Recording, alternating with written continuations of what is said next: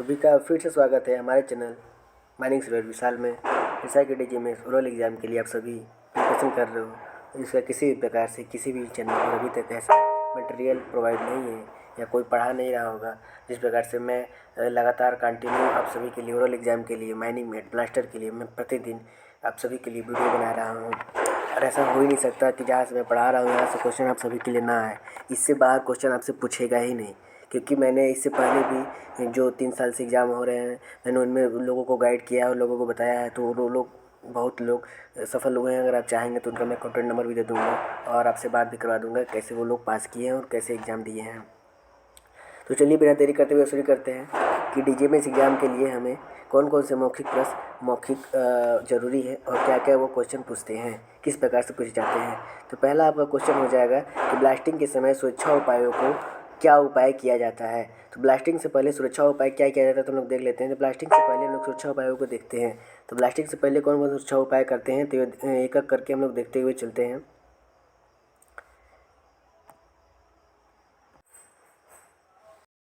Blast यहाँ हम लोग देखते हैं, जैसा कि माइनिंग सर्वर विशाल यहाँ पर आपका पूरा PDF है। अगर आपको PDF चाह रहा होगा तो आप कमेंट करके जरूर बताइएगा, आपको PDF भेज दूँगा टेलीग्राम चैनल पर। तो यहाँ क्या लिखा है, ब्लास्टिंग सुरक्षा के उपाय। तो हम लोग देखते हैं ब्लास्टिंग से पहले क्या क्या करते हैं। तो ब्लास्टिंग जो भी श्रमिक हैं उनके लिए सभी श्रमिकों को सुरक्षित स्थान पर भेजना है, मतलब डेंजर जोन से उनको बाहर भेज देना। अगर किसी कारण से हैं तो उनको वहाँ छिप जाना चाहिए। जो भी वेंटिलेशन गाड़ी जो वो एक्सप्लोसिव वैन है या जो भी वहाँ ड्रिलिंग मशीन है गाड़ी है या जो भी डंपर उसके नीचे छिप जाना चाहिए। ब्लास्टिंग उपकरणों की जांच, जो भी वहाँ ब्लास्टिंग उपकरणों की जांच है जैसे एक्सप्लोडर हो गया और भी जो भी चीज़ें हैं वहाँ पर उनकी जांच कर ले कि वो सही है या नहीं। चेतावनी सायरन बजाना, चेतावनी सायरन भी उनको दे देना, जो कि 30 मिनट पहले देते हैं। फिर सिटी मारकर सबको खाली कराकर और फाइनल देख लेते हैं कि ब्लास्टिंग डेंजर जोन से सब लोग बाहर हैं या नहीं। फिर उसके बाद ही हम लोग ब्लास्टिंग करते हैं। फिर दूसरा है आपका ब्लास्टिंग। ब्लास्टिंग के दौरान हम लोग क्या करते हैं। तो ब्लास्टिंग के दौरान इलेक्ट्रॉनिक डिटोनेटर का सही उपयोग, का सही उपयोग हम लोग कर लेते हैं और उसका जांच भी कर लेते हैं कि कहीं किसी को फॉल्ट तो नहीं है या मटेरियल पुराना या ख़राब तो नहीं है, ये भी। और उचित दूरी बनाए रखना, उचित दूरी बनाए रखते हैं किसी भी बारूद से, ताकि किसी भी प्रकार से वह हमें नुकसान ना पहुंचा सके। फिर अगला देखते हैं हम लोग, इसी में है कि ब्लास्टिंग के बाद क्या करेंगे। तो ब्लास्टिंग के बाद हम लोग गैसों का प्रशिक्षण करेंगे। जैसे कि कोई भी वहाँ गैस हो गया, जैसे कि ओपन कास्ट माइन है तो बहुत कम है कि ऐसा है कि कोई गैस मिले, या जैसे कोई इस प्रकार की गैसें मिल सकती हैं कि CO2 टाइप हो गई या मीथेन हो गया या कार्बन मोनोऑक्साइड मिल गया। ये सभी गैसें आपको मिल सकती हैं किसी भी कारण की वजह से। ये सभी चीज़ों का जाँच करना, और मलबा हटाने से पहले जगह की जाँच कर लेंगे। मलबा जो भी हटाएंगे वहाँ जगह की जांच कर लेंगे। और ब्लास्टिंग फेस पर तभी जाते हैं जब 5 मिनट के बाद जाते हैं। ये सभी आपको पता है, 5 मिनट बाद जाते हैं ताकि वहाँ का धूल डस्ट और सभी हट जाए वहाँ से, तभी हम ब्लास्टिंग साइड पर जाते हैं और फिर मलबा को हटाते हैं। ठीक है, फिर आगे देखेंगे। आगे आपका कह रहा है, आगे आपका प्रश्न संख्या है खान दुर्घटना के बाद बचाव कार्य कैसे किया जाता है। तो अगला क्वेश्चन यही है। तो इसमें खान सुरक्षा के बाद बचाव कार्य कैसे किया जाता है अगर खान में कोई माइन में दुर्घटना हो जाती है। तो ये आपका प्रश्न किसी भी कारण से इंटरव्यूअर द्वारा पूछा जा सकता है। ठीक है, तो ये आप लोग बिल्कुल ध्यान दीजिएगा, ये क्वेश्चन है आपके लिए। तो आपका आंसर जगह का प्राथमिक कार्य, मतलब प्राथमिक कार्य पहला आपका क्या है कि घायलों को सुरक्षित स्थान पर ले जाए। घायलों को सुरक्षित स्थान पर ले जाएंगे और रेस्क्यू टीम को बुलाएंगे ताकि उनका जो भी प्रॉब्लम हो उनको समस्याओं का हल करेंगे और फिर उनको किसी भी तरह के मतलब वो फर्स्ट एड देकर उन्हें सही करेंगे। अगला दूसरा नंबर है आपका इसमें बचाव प्रक्रिया। बचाव प्रक्रिया मतलब उसमें गैस डिटेक्टरों का उपयोग करके हम लोग जांच करेंगे, वेंटिलेशन सही है कि नहीं वो भी हम लोग देख लेंगे। फंसे हुए लोगों को ऑक्सीजन की सप्लाई प्रदान करेंगे अगर किसी कारण से उनको नहीं मिल रहा है तो। ठीक है, फिर रिपोर्टिंग। अगर किसी कारण से दुर्घटना माइन में हो गया है तो हम डीजीएमएस को रिपोर्ट करेंगे और तत्काल करेंगे 24 घंटे के अंदर। अब अभी इसमें सुरक्षा उपायों का पालन करेंगे ताकि ऐसा किसी भी प्रकार का एक्सीडेंट या दुर्घटना ना हो। ठीक है, आगे देखेंगे आपका आगे प्रश्न संख्या कौन सा है। आगे आपका प्रश्न संख्या है खनन कार्य के दौरान सुरक्षा उपाय। इसमें क्या बोल रहा है, इसमें हम लोग देखते हैं क्या बोल रहा है। इसके अगर आपसे क्वेश्चन कर सकते हैं इंटरव्यू द्वारा कि खनन कार्य के दौरान आपको क्या क्या आप सेफ्टी लोगे, तो आप यह बताएंगे कि जैसे आपको क्वेश्चन यहाँ पे है कि खनन कार्य के दौरान किन सुरक्षा उपायों का पालन किया जाता है। तो जैसा कि आप बताएंगे कि उस समय हम लोग सेफ्टी हेलमेट और मास्क और ग्लव्स इत्यादि का उपयोग करेंगे। और ब्लास्टिंग सुरक्षा के समय क्या करेंगे, तो ब्लास्टिंग जोन जो भी हम डेंजर जोन बता रहे हैं उसकी अनुमति किसी के मतलब कि बिना अनुमति के हम लोग डेंजर जोन में नहीं जाएंगे। और सायरन को अल क्लियरेंस दे देंगे कि ब्लास्टिंग के बाद अल क्लियरेंस देते हैं कि आपका ब्लास्टिंग हो चुका है, उसके बाद ही किसी को एंटर होने दिया जाता है। ठीक है। रेस्क्यू और आपातकालीन योजना दूसरा मतलब चौथा नंबर प्रश्न संख्या है आपका। इसमें क्या बोल रहा है तो यह देखते हैं हम लोग कि इसमें क्या कह रहा है। इसमें आपको प्रश्न संख्या 4 में कह रहा है कि रेस्क्यू और आपातकालीन योजना, अगर कोई इमरजेंसी स्थिति है तो हम उसमें क्या करेंगे। तो उसमें प्रशिक्षित रेस्क्यू टीम, जो भी वहाँ पे प्रशिक्षित मतलब अनुभवी रेस्क्यू टीम है उसको हम लोग बुलाएंगे वहाँ पर, और उस स्थान या जगह पर हम लोग अपना टीम द्वारा जो भी कार्य है वो अपना कार्य करेगा। गैस हीटर और ऑक्सीजन सिलेंडर का उपलब्ध होना, वहाँ पर गैस हीटर और ऑक्सीजन सिलेंडर का उपलब्ध होना चाहिए। पैदल मार्ग वाहन संचालन, उचित संकेत और सावधानियाँ, अगर जहाँ पर पैदल लोग चल रहे हैं या ट्रांसपोर्टिंग का वाहन चल रहा है तो वहाँ पर चेतावनियाँ चिन्ह और किसी प्रकार का सावधानी में से संबंधित सब कुछ लिखा होना चाहिए।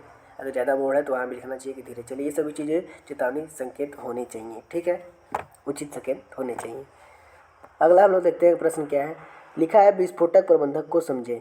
तो जैसे कि विस्फोटक प्रबंधक को समझे तो इसके बारे में हम लोग समझते हैं। इसमें यह कहना चाह रहा है कि जो भी खनन में कंबाइंस में उपयोग हो रहे हैं मतलब एक्सप्लोजिव, जैसे NFO हो गया, स्लडी विस्फोटक, इन सभी को स्टडी और सबको प्रकार से जानना, किसी भी प्रकार से आपसे एक्सप्लोजिव और बारूद के बारे में वो पूछ सकता है इंटरव्यू द्वारा। और विस्फोटकों का सुरक्षित संचालन, परिवहन और भंडारण कैसे करते हैं, उनको कैसे स्टोर करते हैं या उनका परिवहन कैसे करते हैं, तो सभी के बारे में आपसे पूछ सकता है। उचित विस्फोट प्रक्रिया और सिग्नल सिस्टम कैसे देते हैं, या विस्फोटिंग प्रक्रिया के बारे में पूछ सकता है कि हम लोग बारूद को ब्लास्ट कैसे करते हैं। ये सभी प्रक्रिया आपसे पूछ सकता है। ये सभी के बारे में स्टडी कर लीजिएगा। बाकी मैं जहाँ तक वीडियो में सब कुछ आपको क्लियर करके बता ही दे रहा हूँ कि कैसे करते हैं क्या नहीं करते। फिर अगला है आपका क्वेश्चन नंबर 6। क्वेश्चन नंबर 6 में क्या कह रहा है। क्वेश्चन नंबर 6 में आपका यही कह रहा है कि जो विस्फोटक तकनीकी शॉर्ट फायरिंग प्रक्रिया चार्जिंग, स्टेमिंग और फायरिंग करते हैं वो सभी को मिसफायर या किसी चीज़ को हैंडल कैसे किया जाता है। तो यह आपको व्यवहारिक ज्ञान है।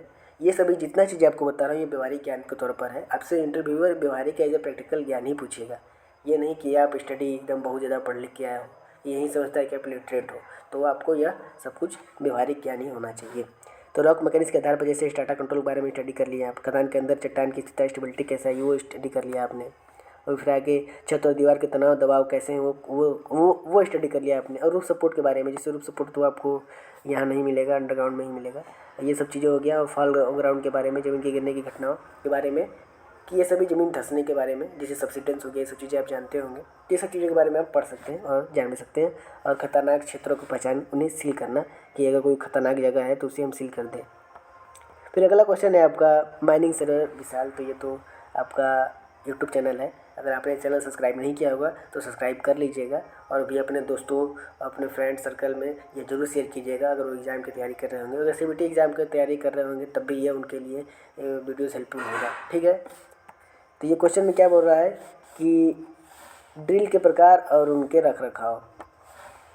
तो प्रश्न 7 में हम यही समझेंगे कि ड्रिल के प्रकार क्या है। तो आप सभी को पता है कि ड्रिलिंग अलग अलग माइन में अलग प्रकार की उपयोग की जाती है। रोटरी ड्रिलिंग कोयला खनन और कठोर चट्टानों में उपयोग किया जाता है। और जैक हैमर ड्रिल छोटे सुरखा के लिए उपयोग या छोटी माइन से उपयोग किया जाता है। प्रोग्रेसिव ड्रिलिंग जो त्वरित और प्रभावी ड्रिलिंग, इफेक्टिव ड्रिलिंग के तौर पर उपयोग किया जाता है। इन सभी के बारे में आप स्टडी कर सकते हो। बाकी इतना आप जान रहे हो तो इतना बहुत है आपके लिए, डीपली स्टडी नहीं करना आप सभी के लिए।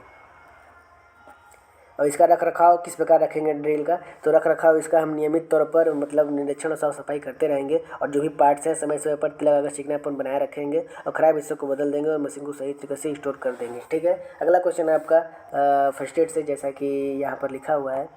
तो यहाँ लिखा है कि प्राथमिक चिकित्सा और दुर्घटना प्रबंधन हम लोग कैसे उसको मतलब करेंगे। तो फर्स्ट एड, घाव अगर किसी को चोट लग जाती है तो घाव को साफ करेंगे और पट्टी बांध देंगे। और उसे अगर किसी कारण वो बेहोश हो गया है तो उसे हम CPR देंगे। और खदान में उपलब्ध प्राथमिकता चिकित्सा बॉक्स को सही उपयोग करेंगे, और वह हमेशा एक सक्षम व्यक्ति के पास first aid box, first aid kit होना चाहिए। दुर्घटना प्रबंधन के द्वारा घायलों को सुरक्षित स्थान पर ले जाना होता है और आपातकालीन सेवाओं को सुनिश्चित करना होता है। और अगला है आपका दुर्घटना स्थल को सुरक्षित बनाकर अन्य श्रमिकों को खतरे से बचाना होता है। यह दुर्घटना प्रबंधन का कार्य, जो भी यहाँ पर मतलब आपका सेफ्टी ऑफिसर है वो सभी चीज़ को दिख रहा है, उसका काम होता है। और कुछ व्यवहारिक ज्ञान आपके लिए बहुत ज़रूरी है, जो कि आपको माइंस के लिए जानना जरूरी होता है। वो प्रैक्टिकली अनुभव आपसे पूछते हैं, प्रैक्टिकल नॉलेज पूछते हैं। कुछ महत्वपूर्ण टिप्स दे रहा हूँ आपको, जो कि आपको जानना जरूरी है, जिससे कि आपको एग्जाम में हेल्पफुल होगा। महत्वपूर्ण टिप्स यह है कि आप जो भी रूल रेगुलेशन है थोड़ा सा वो जानें और नियमों को जानें, और प्रैक्टिकली अनुभव को जरूर जोड़ें कि आपने प्रैक्टिकली नॉलेज आप जानते हो या नहीं। वो प्रैक्टिकली नॉलेज ज़्यादा ही पूछेंगे, थ्योरी आपसे नहीं पूछेंगे कि आपने कुछ किया है कि नहीं, कैसे एक्सप्लोजिव चार्ज करते हैं, स्टेमिंग कैसे करते हैं। व्यवहारिक ज्ञान आपसे पूछेगा। और जो भी आप सवाल या जवाब दें वो सटीक दें। ये बिल्कुल ना लगे उनको या आपको कि आप जो भी जवाब दे रहे हैं वो गलत है या झिझक है आपको, तो कॉन्फिडेंटली आप लोग जवाब दीजिएगा।